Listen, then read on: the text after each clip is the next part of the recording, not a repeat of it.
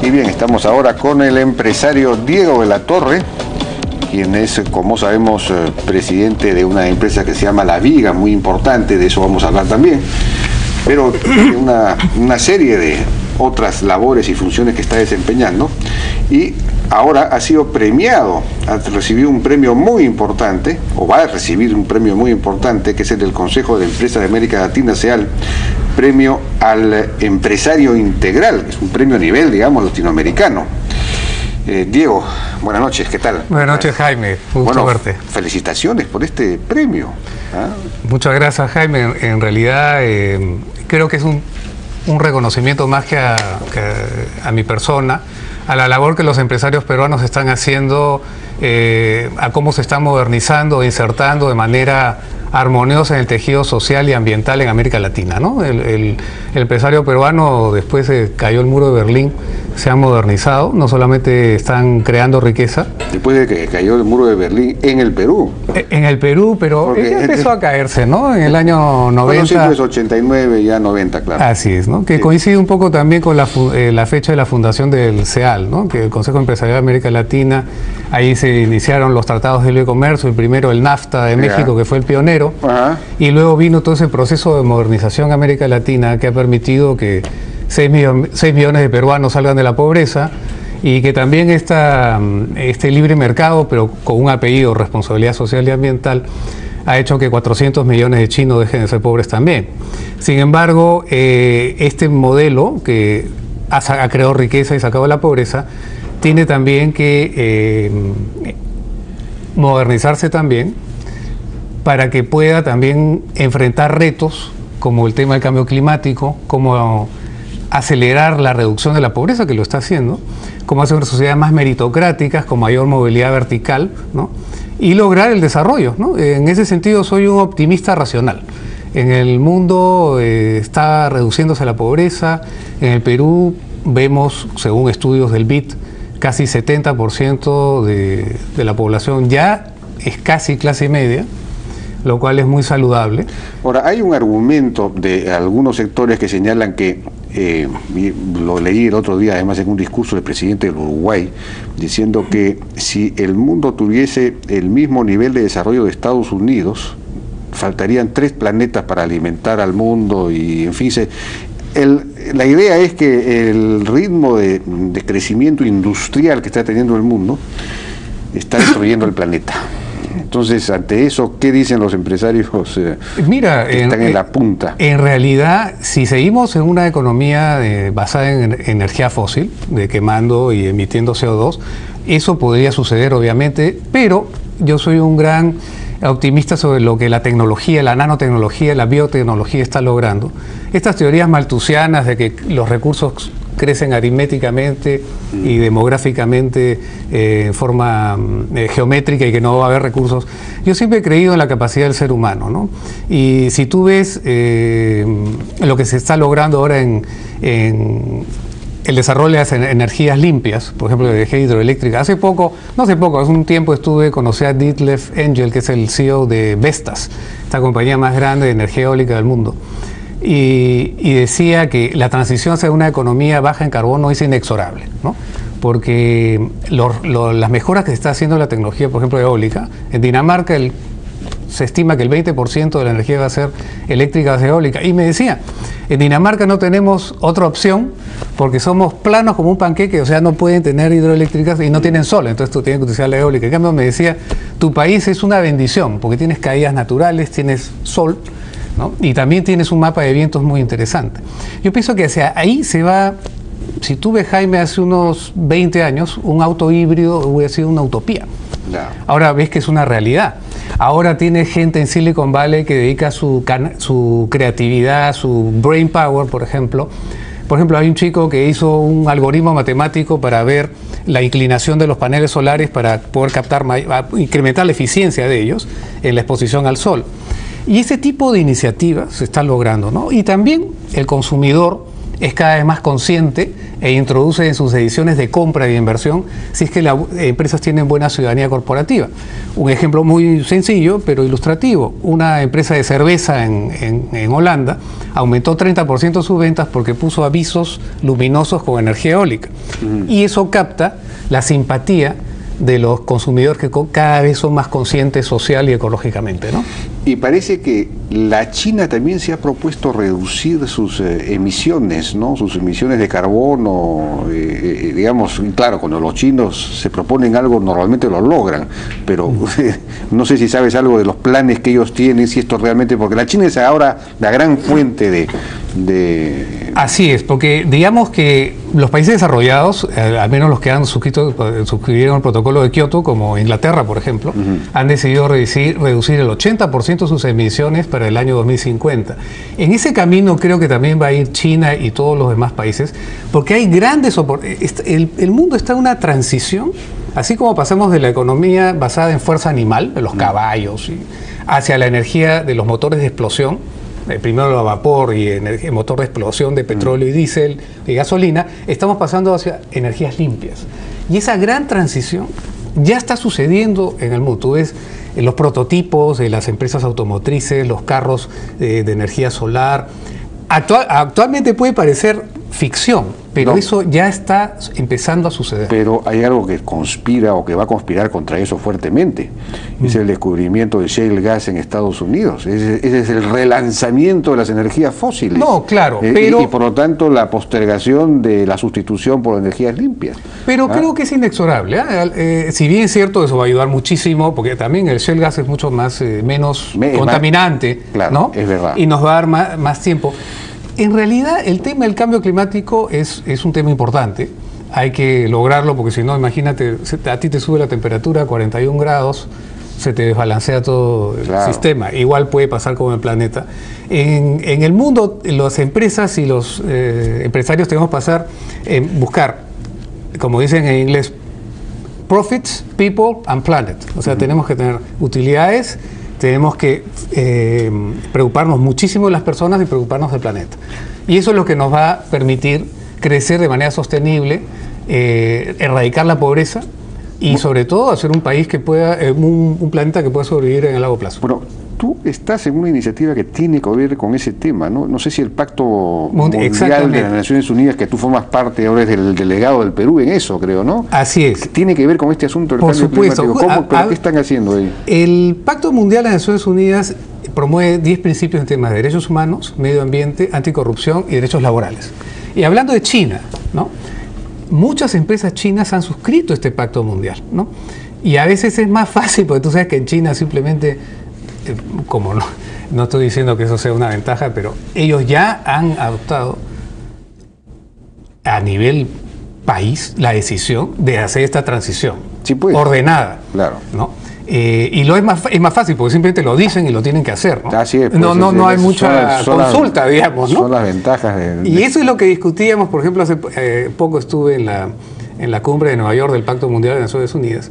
Los dichos de paso, se comió quinoa en el MoMA, en el que se hizo una cena privada para dignatarios y bueno, veías ahí a la reina Matilde comiendo quinoa, ¿no? Sí. Pues es una digresión. ¿Les gustó o no les gustó? Les encantó, obviamente. Y a lo que iba es que el mundo está caminando hacia eso, ¿no? Y como decía Ban Ki-moon de una manera muy inteligente, cuando se formaron las Naciones Unidas, ellos se autodefinieron como arquitectos de un mundo mejor, pero se refería en esa época, del año 45 o 48, más que todo a los gobiernos. Y ahora el mismo Ban Ki-moon reconoce, por eso se inició el Pacto Mundial en el año 99, que el empresario y las empresas tienen un rol fundamental en el desarrollo, en la erradicación de la pobreza y el mejoramiento del nivel de vida en todo el mundo. Vemos, por ejemplo, problemas de países de pobreza, por ejemplo, la banca en África. Todas las innovaciones que se han dado en banca celular es para poderle darle banca a la gente en África. Y esa innovación en banca celular se ha globalizado, ¿no? Entonces, en el Perú se está implantando también, creo, ¿no? Exacto. Eso yo creo que es muy importante.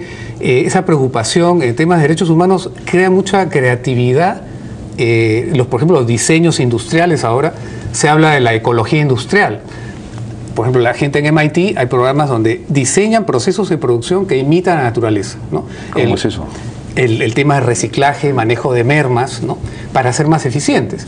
Por ejemplo, los escandinavos, que siempre son tan especiales, siempre se preocuparon por el ruido que hacían los motores eléctricos y sobre todo lo que le afectaba a sus colaboradores en sus empresas. Entonces canalizaron su creatividad. ¿Cómo voy a disminuir el ruido? Al diseñar motores con menor fricción y con menor ruido, cumplían dos objetivos. No le hacías beneficiadas a tus trabajadores y al mismo tiempo tenía menor fricción y menor consumo de combustible, siendo más eficiente. Entonces, el mundo está hacia esa transición y realmente aprovecho para contarte también que el Perú va a ser sede del 18 Simposio Internacional de Responsabilidad Social.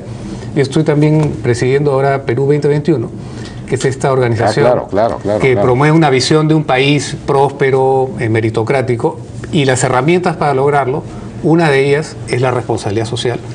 Un tema que queremos impulsar muchísimo es también el tema de la formalización de la economía. Pero eso ya no depende de los empresarios, digamos, eso depende de las leyes. Obviamente, pero también podemos, a través de nuestras cadenas de valor, a nuestros proveedores, los que somos formales, tratar de promover la formalización. Decirle, bueno, si tú quieres calificar a ser un proveedor de nuestras empresas, tienes que cumplir con ciertos criterios de derechos humanos, temas de formalización.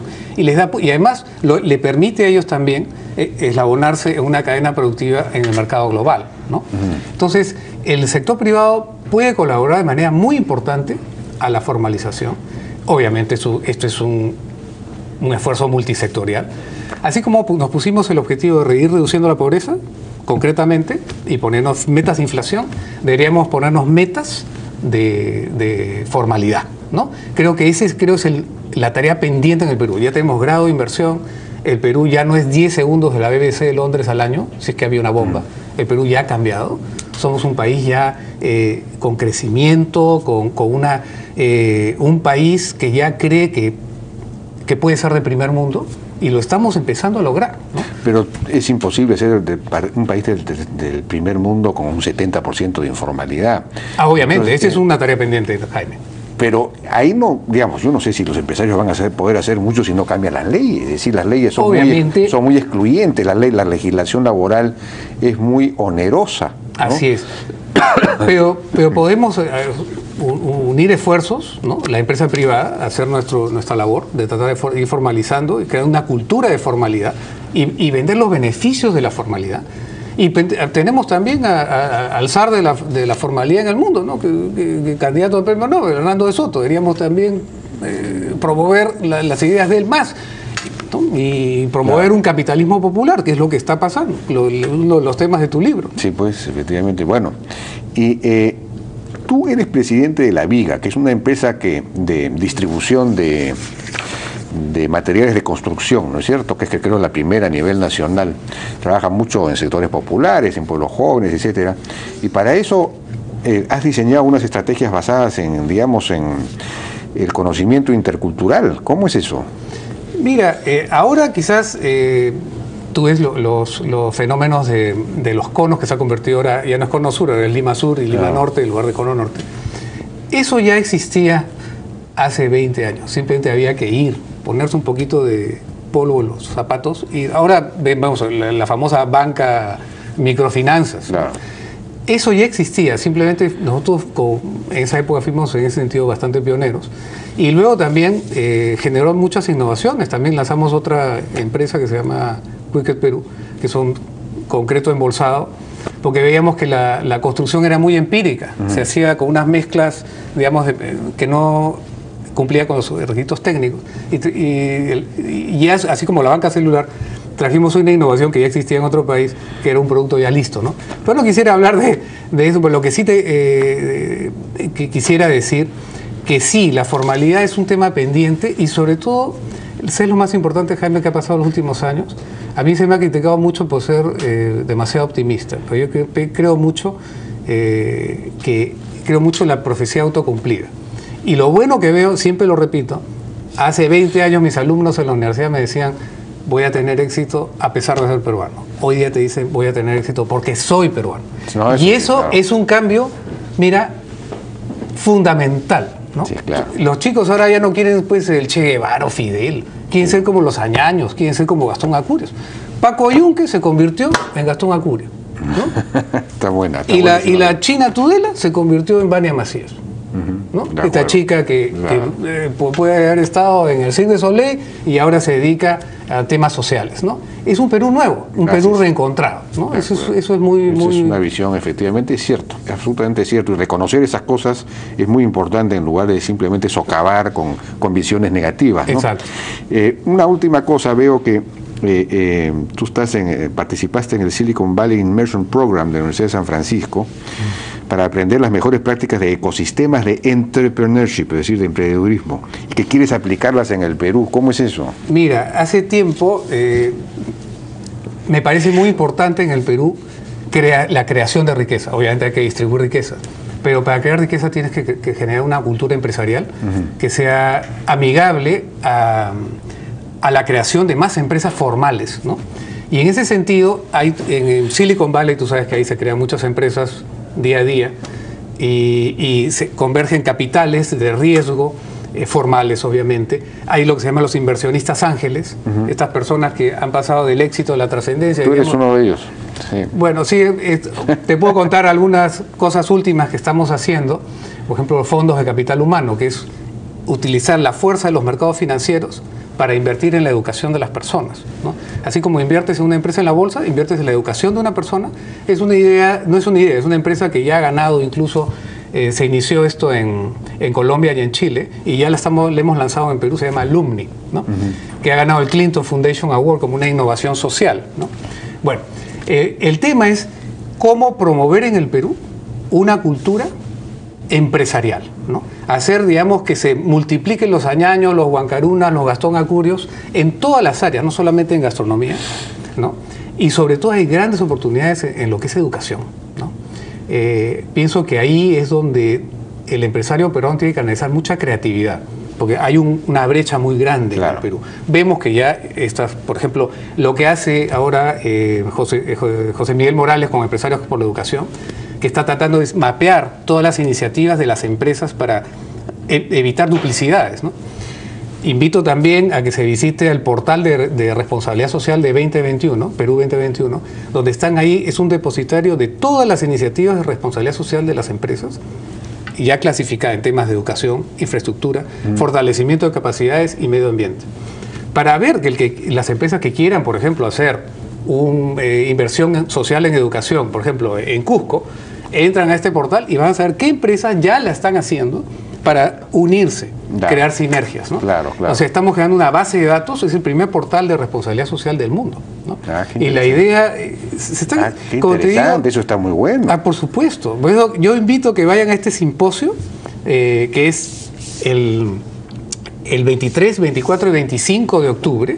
Va a estar el exministro Luis Carranza hablando precisamente de cómo formalizar. Va a estar Mercedes Arauz, va a ir también el ministro del Ambiente.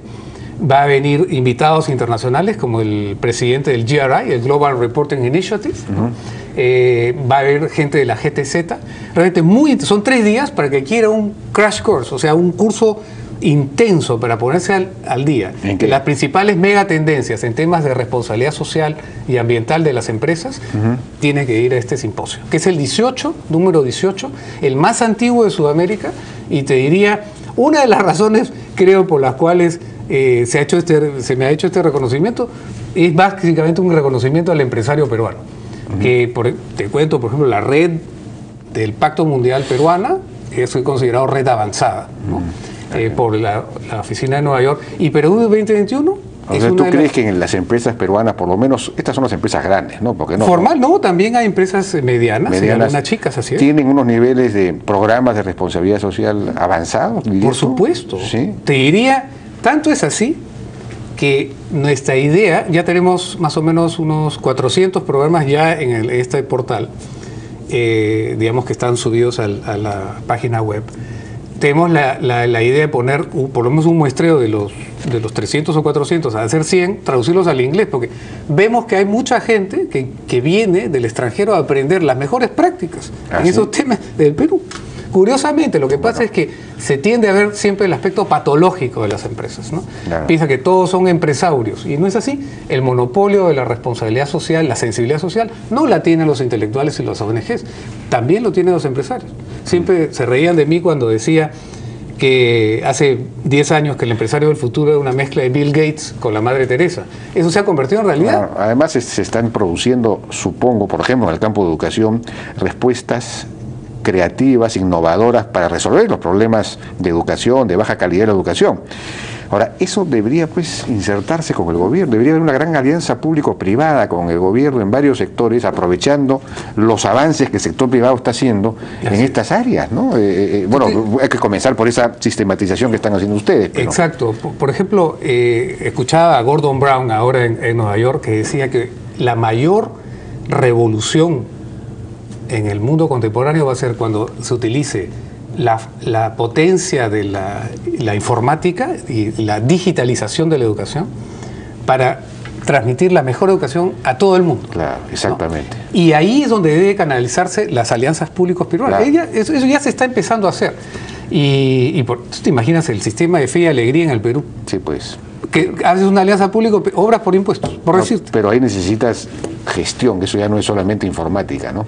Obviamente, gestión. Y eso es lo que el sector privado puede... Tú sí podrías capacitar a todos los profesores simultáneamente con programas de informática, entrando al portal del Ministerio de Educación, no sé, aprovechando los avances que hay. Hay un programa de empresarios por educación vinculado a capacitación de profesores en informática, eso se podría... Así es. Y mira... te sorprendería, Jaime, la cantidad de iniciativas y lo que están haciendo de empresarios por educación es realmente muy importante, ¿no? Y creo que somos muy conscientes que por ahí tenemos que ir. Educación, ahora, formalización e internacionalización de las empresas peruanas. Así es. Bueno, tú mencionaste, ya porque ya nos están pidiendo el tiempo, pero tú mencionaste fe y alegría. ¿Cómo hacer para escalar fe y alegría, generalizar ese modelo, digamos, en todo el país? Porque fe y alegría no puede más allá, mucho más allá de lo que está haciendo ahora. Te necesitarías muchas fees y alegrías, es decir, Lo que falta, Jaime, es simplemente liderazgo, poner la meta y alinear los recursos para hacerlo.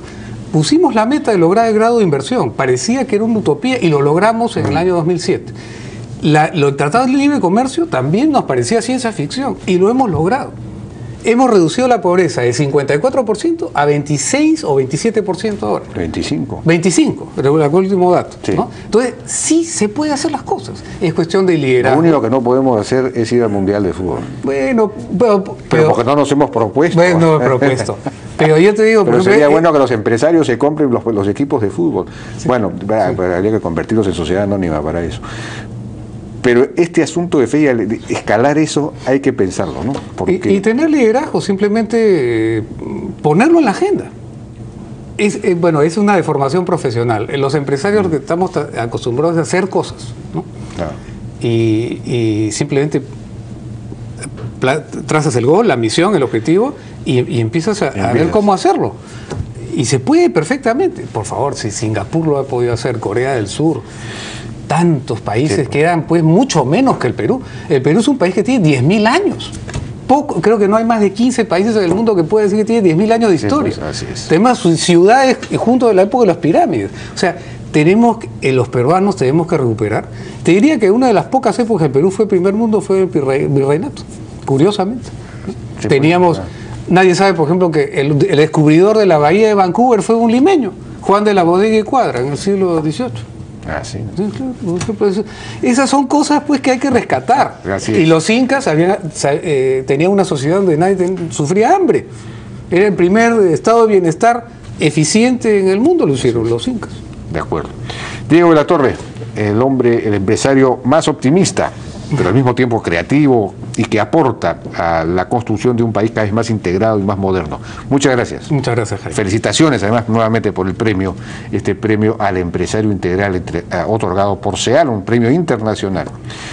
Bueno, con esto nosotros nos despedimos. Hasta el día de mañana. Muchas gracias por su compañía. Buenas noches.